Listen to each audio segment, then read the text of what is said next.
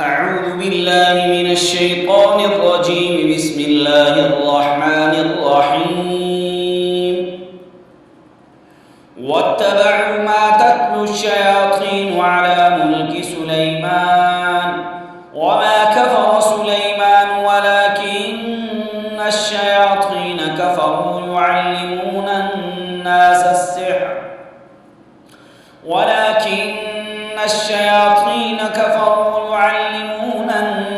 السحر وما أنزل على الملكين ببابل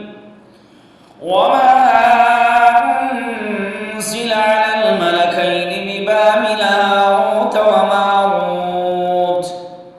وما يعلمان من أحد حتى يقولا إنما نحن فتنة فلا تكفر فيتعلمون منهما ما يفرقون به بين المرء وزوجه وما هم بضارين به من أحد إلا بإذن الله ويتعلمون ما يضرهم ولا ينفعهم ولقد علموا لمن اشتراه ما له في الآخرة من خلاق ولبئس ما شروا به أنفسهم لو كانوا يعلمون ولو أنهم آمنوا واتقوا لمثوبة من عند الله خير لو كانوا يعلمون يا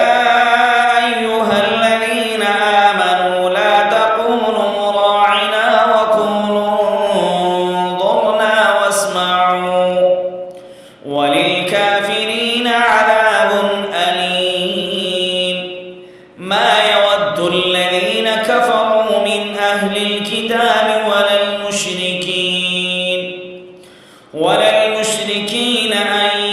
ينزل عليكم من خير من ربكم والله يختص برحمته من يشاء والله ذو الفضل العظيم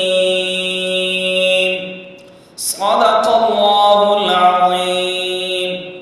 आज हमने आपको पढ़ाया है 15वां सबक सूरतुल बकरा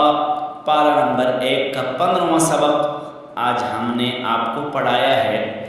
आपने कुरान पाक खोल के सामने रखकर ये जो पेज है इसको आपने देखते जाना है और इसको सुनते जाना है, तो इंशाअल्लाह ताला बहुत जल्द आप कुरान पाक पढ़ने के काबिल हो जाएंगे। आप कुरान पाक के फैलाने में हमारा साथ दीजिए। अस्सलामु अलैकुम।